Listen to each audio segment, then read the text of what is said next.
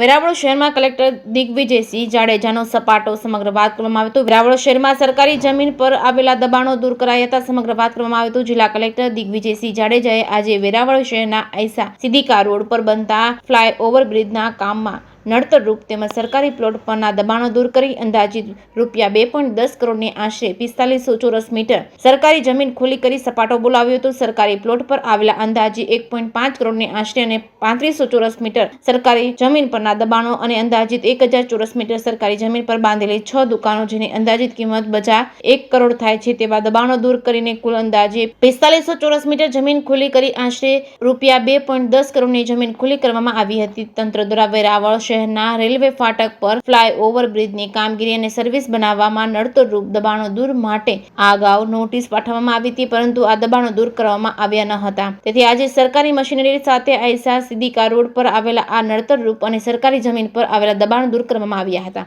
જેકેએસ news Gujarati સાથે મહેશ વાજા, સોમનાથ।